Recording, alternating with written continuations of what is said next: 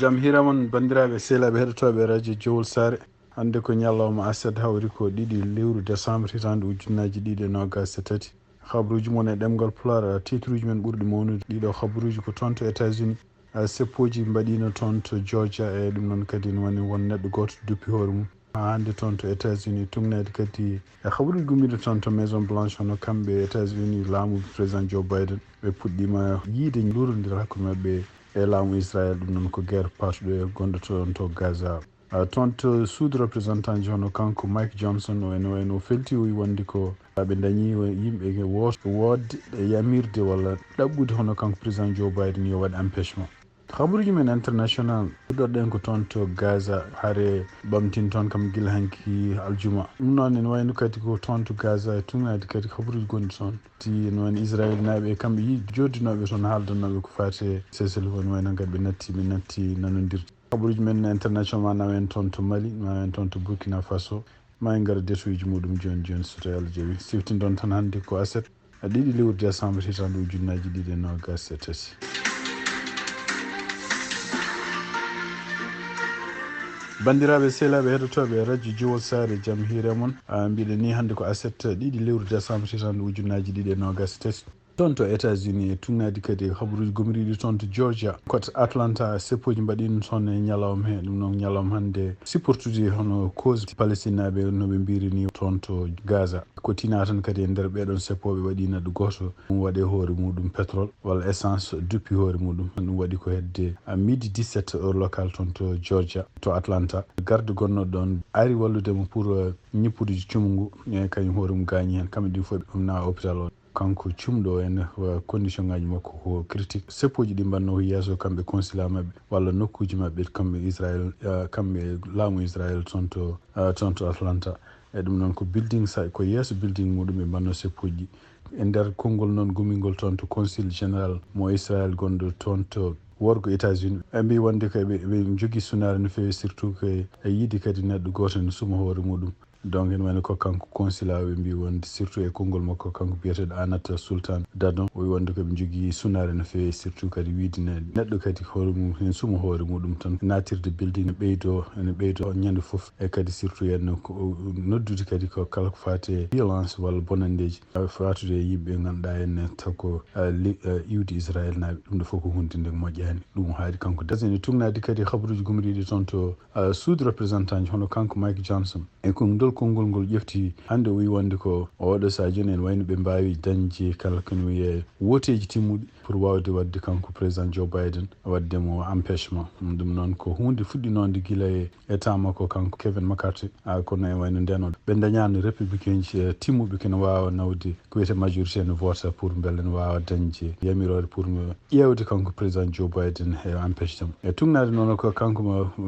Mike Johnson ko haali o wi ko donc eɓe jogui ɗo joni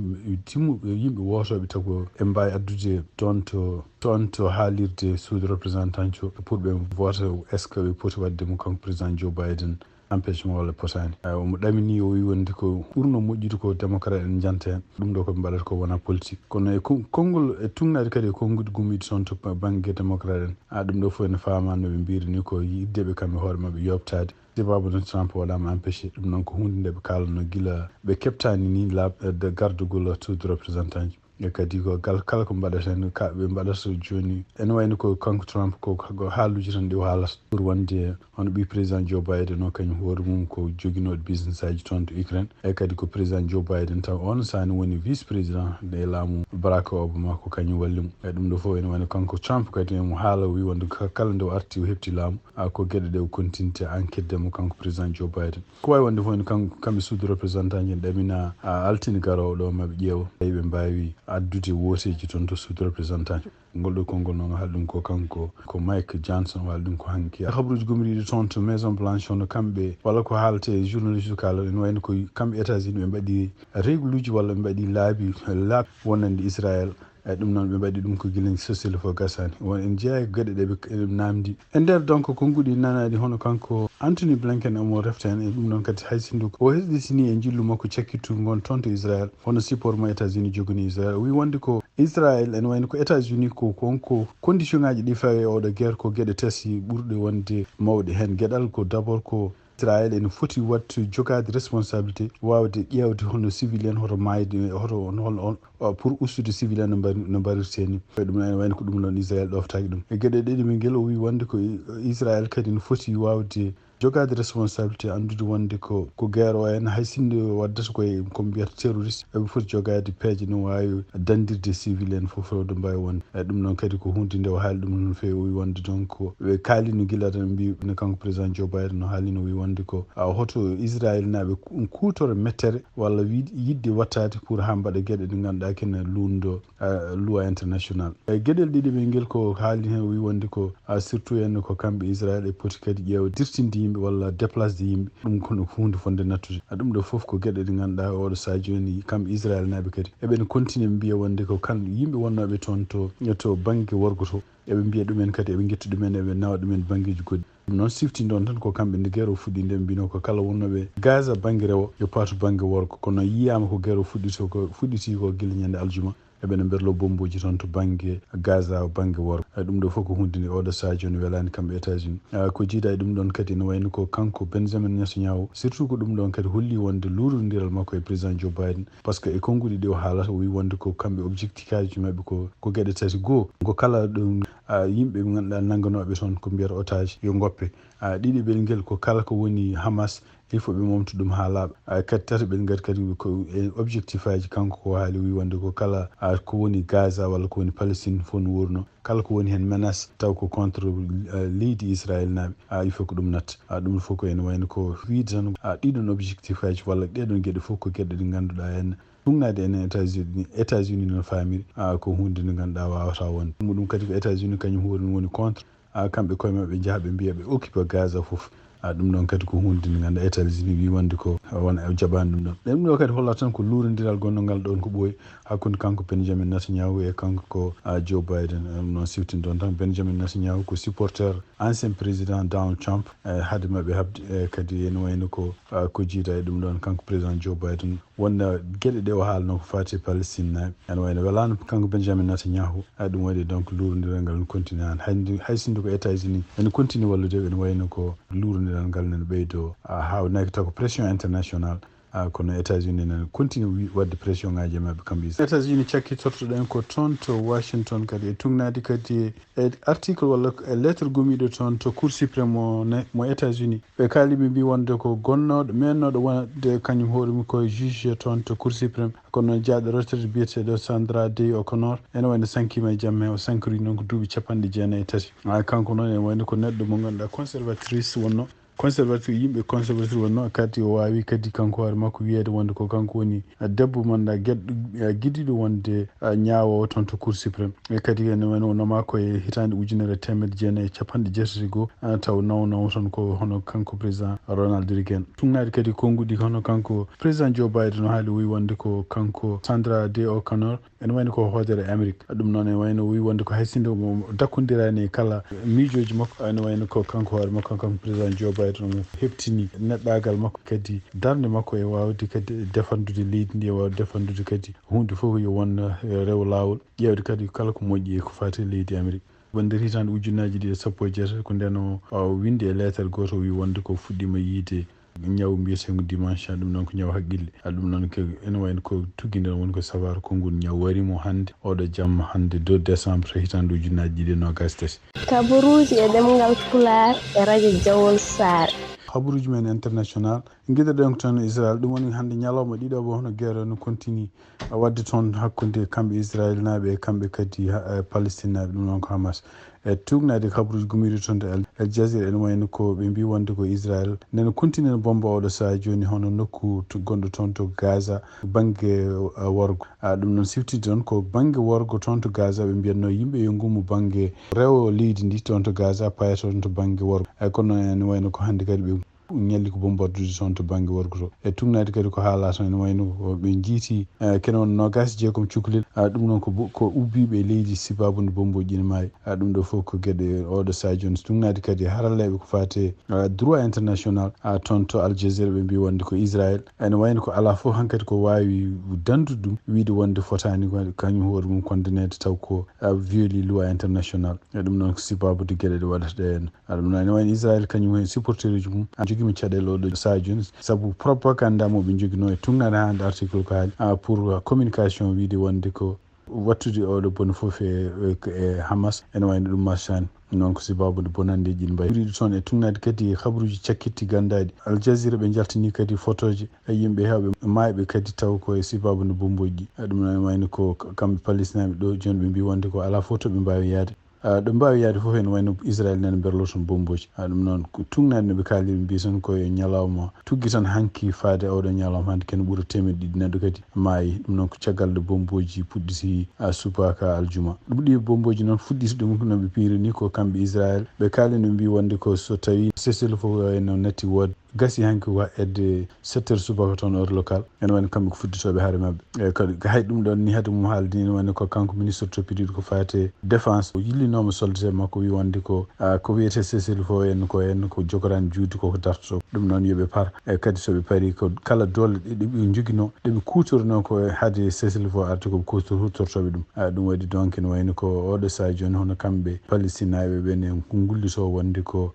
hay wuuro wonnogo wiyeten ko Yumis ɗum koye nder résidence gonɗo toon to Gaza Sud ene wayno ko Israel bombi toon hannde ɗum fof ko gueɗe e oɗo saha joni Al Jazeera ne reporte ɗum siftini ɗon tan ko Al Jazeera ko kañum tan woni galle jeyndiyankoɓe international dañɓe wonde toon to Gaza ene woni Israel jaɓani kala ko woni presse international naata toon ha hande habaruji men gummiɗo toon e tugnade kadi ha hande Al Jazeera e tugnade ha hande Al Jazeera hono kamɓe Israel ɓe mbawi yamirde yimɓe mabɓe wonnoɓe toon to Qatar ne wayno ko délégation mabɓe wonnoɓe toon ene kalde ko fate cessez-le-feu yo gummo toon gar ɗum noon ko tugnande ɓe kaali ɓe mbi wonde ko kanko premier ministre Benjamin Netanyahu e kanko kadi David Berna kanko woni mawɗo Mossad eɓe jamiri yimɓe wonnoɓe toon to Doha yo gartu Israel ko yacci saabu hankkadi ene wayno ko impasse koɓe mbi ko nanodiral wawa dañede hakkude mabɓe kamɓe Hamas e kamɓe Israel pour yoɓe dartin guerre o ko wawi wonde fof ene wayno ko tugnade kadi habaruji gummiɗi toon hono kamɓe Qatar eɓe continue hande ƴewde wawde holno nanodiral walla kadi holno ko wiyete cessez-le-feu no wawi dañirede kamɓe Israel noon hande ɓe goni koye felde e surtout ene konngol makko kanko ministre défense mo Israel o wi wonde ko Hamas kañum violi contrat o waɗi feere ha guerre o fuɗɗiti ɗum noon wi wonde ko Hamas ne continue ne fella e mabɓe ɗum noon so Hamas ne continue fella e mabɓe ne werlo e mabɓe obiji kamɓe alay saago ɓe kapto ko ɗum noon ko ɗum woni ko woni toon oɗo saha joni tugnade kadi hande koɓe kaali ɓe mbi wonde ko Palestine naɓe mayɓe jettima oɗo saha joni 15,100 e yimɓe jeeɗiɗo ɗum noon ko guila guerre o fuɗɗi ñande 7 octobre Israel kañum hoore mum ene wayno ko mayɓe muɗum wi ko 1,100 joni ɗum kadi ko habaruji gummiriɗi toon to Gaza habaruji gummiriɗi toon e tugnade kadi surtout yen jokkodira Al Jazeera e neɗɗo goto biyete docteur Mad Gilbert kañum hoore mum ko ligguiɗo toon to Gaza e kadi o wi wonde ko oɗo saha e tumamume makko e famume makko objectif mo Israel jogui ko wiide tan kala ko leydi Palestine naɓe yimɓe Palestine naɓe yo élimine toon tan to Palestine ha laaɓa ɗum kadi ko noon o wi donc noɓe mbardirta ɓeɗo ni enoɓe gañirta ɗum ɗon gañirta yimɓeɓe ni par bomboji ɓe nelta ɗon ɗum ɗon ene wayno kadi ko jiita e ɗum ɗon haddeɓe kadi yarde haddeɓe ñamde e haddeɓe dañde gueɗe ɗe mbaɗi ni hen e kadi surtout hen fortude e mayde e ngol ɗo janggo ɗum ɗon ene wayno ko organisation mondial de la santé ene kañum hoore mum haali ɗum ɗon wi wonde ko ɗum ɗo fof ko gueɗe ɗe ganduɗa jogoɗe addude ko ñawuji jogoɗe addude kadi heege e ɗum e sababu no bomboji o wi ɗum ɗo fof donc e famume makko ko kamɓe Israel objectif mabɓe gadan ko elminde tan peuple palestinien fof no worno habaruji men international hande toon to Mali e tugnadi kadi e ko radio France international haali hono kamɓe ɗeɗo leyɗele Mali Burkina Faso ene wonde kamɓe Niger ɓe mbawino rendude toon to Mali ñande aljuma 1er décembre ɗum noon ko ministre uji mabɓe affaires étrangére ndendino toon e kamɓe ɗeɗo leyɗele kadi ɓe jaaɓi wadde ko wiyeteno fedde taw ko fedde fédération taw ko régional ɗum noon ko ne rendi leyɗele mabɓe tati e nder koɓe kaali noon surtout ko côté diplomatique o kamɓe kadi continde wawde jokkodirde hen e kadi côté ko fate en gueɗe keddiɗe en surtout ko wayno économie ko wayno défense kadi kamɓe koye mabɓe tawi ɓe jokkodiri e kadi en mbawi goto mabɓe foof ɓe mbawi rendude haareji neɓe goni e dow mum nde ɗum noon ko kamɓe foof ɓe garino toon kamɓe ministre uji affaires étrangére mo Burkina Faso e mo Niger kamɓe foof ɓe kawrini toon to Mali ɓe kawri kadi ministre affaires étrangére mo toon mo Mali kadi ɓe mbawi fottune biyeteɗo Assimi ɓe mbawi kadi fottude kamɓe foof kadi Assimi Goïta gardiɗo leydi Mali haande toon to Mali tungnaade kadi habaruuji gomiri toon hono radio gonnongo wonnongo toon taw ko ministre ma jeeyno ɗum noon ko radio mbiyata Nations Unies wonno ɗum ministre ma noon ko mission de Nations Unies gonno toon no Mali ene wayno biyaɗo yo yalto leydi Mali ko adi 31 décembre ene wayno radio ngo hanki kañum huuro ɗum natti diffusde antenne aji muɗum wayno ñifi hankadi haalaɓe ɗum noon ɓe mbino wonde ko radio ngo wallanno surtout henne ko wadde coordination hakkude kamɓe Nations Unies et surtout henne ko kewata toon kadi to Mali ko fate harande ko fate kadi habaruji basuɗe e kewtite kisal kamɓe oɗo mission donc ene wayno émission ngaji mum gasi hanki ko jiiɗa ɗum ha hande toon to Burkina Faso donc e tugnade habaruji gomiri toon to ko radio France international haala ɓe mbi wonde ko ɓe dekkala ɗum hande ko communiqué mum jaltinande ɓe mbi wonde ko à partir de 29 novembre ene wayno ko kamɓe ɗeɗo leyɗele ɓe pelti ɓe jalti kala ko wiyeteno G5 noon ko fedde créé noon taw rendino ɗum ko Mali, Burkina Faso, Niger et Mauritanie et Tchad tibabonde donc haareji gonɗi o diwan mabɓe o e surtout kadi wasde dañde nanodiral hakkude kamɓe ɗeɗo leyɗele keddiɗe ene wayno ko Niger et Burkina Faso mbi wonde jalti e oɗo organisation créenoɗo guila hitande ujunnaji ɗiɗi sappo e nayyi pour habde ko wiyete jihadisme toon to Sahel so tugnade kadi habaruji gommiriɗo toon hono goto e yimɓe wonnoɓe toon taw ko défendanoɗo ko wiyete droit de l'homme gonnoɗo toon ene wayno ko wiyama o kidnappama hanki noon kanko nanga toon ko taw mo yeehi to police o yiddi renouveler passeport makko après mi nanguimo kanko noon wiyete ko docteur Daouda Diallo e kadi ene wayno ko aljuma hanki o nanga oɗo saaha ɓe ganda holto waɗa e kono noon kanko ko neɗɗo mo ganduɗa jillotonoɗo kadi surtout henne ko postonoɗo yo yantu e haare wonde toon pour contre djihadisme eyyi ɗum noon ene wayno ko kanko kadi ko gandiraɗo défendude droit de l'homme toon to Burkina Faso kono ene wayno oɗo saaha joni o naggama to Somalie e tugnade kadi habaruji gomiri toon Nations Unies ene wayno wotino hanki pour wonde ko embargo baɗanoɗo e Somalie ala poɗɗo yeyde mum kaɓirɗe ene wayno embargo yo itte ɗum waɗi donc kamɓe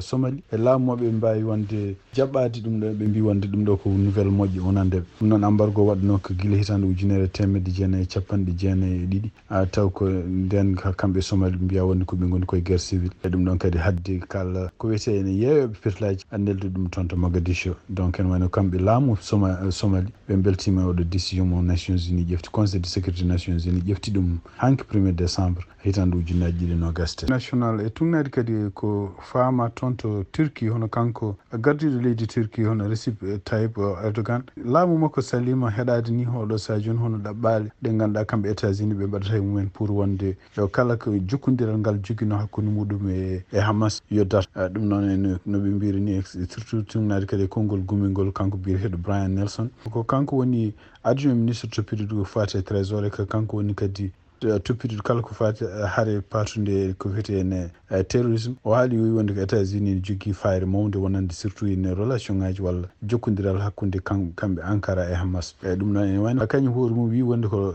jokkodiral hakkude muɗum e Hamas ala ko niɓɓiɗi hen kañum ne reconnaissance Hamas comme ko parti politique e kadi ko parti gagniɗo élection ngaji toon to Palestine e kadi ko parti mo ganduɗa henna ko groupe mo ganduɗa défendo yimɓe muɗum e kadi yiɗɓe heftude leydi mumen eyyi ɗum noon ene wayno ko tugnade hande article mo radio France international windi guila nde janngu 7 octobre ono kamɓe Turquie ɓe mbawi ni felde wonde ko yimɓe waɗaɓe toon civil ɓe kono ɓe jaɓani haalde haala Hamas siftinde on tan ko kamɓe Turquie e kamɓe Iran ouvertement ko kamɓe tan goni supportuɓe Hamas e ndeɗo haare nde woni oɗo saha joni kadi ɗum ɗo waɗi luurodira hakkude mabɓe kamɓe Turquie e kamɓe Israël ha goto mabɓe foof noddirti ambassadeur muɗum ene wayno ɗo joni kamɓe États-Unis ɓe gonno koye pusde Turquie pour wiide wonde kañum hoore mum yo dénonce Hamas e kadi yo nattu jokkodirde Hamas siftinde on tan wonande ɓe ganda Turquie ko leydi ndi ganduɗa États-Unis ne sohli ɗum no fewi surtout hewdi nan toon base uji mabɓe baɗe koyno laaɗi base uji mabɓe militaire uji e base uji mabɓe surtout henna ko fate hen gueɗe intelligence kamɓe Turquie e États-Unis ko États-Unis kamɓe koɓe cohli États-Unis e siftinde kadi wonande ɓe ganda Turquie kadi ko leydi pewnoji armement ji e pewnoji surtout henna ko wiyete ɗiɗo henna drone aji neldeteɗi ɗum noon ene wayno ko kullol mongol wonande ɓe kamɓe Israël so tawi Turquie ne continue jokkodirde e Hamas e surtout continue hayɓe mbiri ouvertement ene walla ɗum e kala ko fiyete henna soutien financier bandiraɓe sehilaɓe heɗotoɓe radio Diowo Sal ɗi kabaruji min jogonnon hannde oɗo ñalawma a 7 ɗiɗi lewru décembre hitande ujunnaji ɗiɗi nogas e tati en mbaale jaam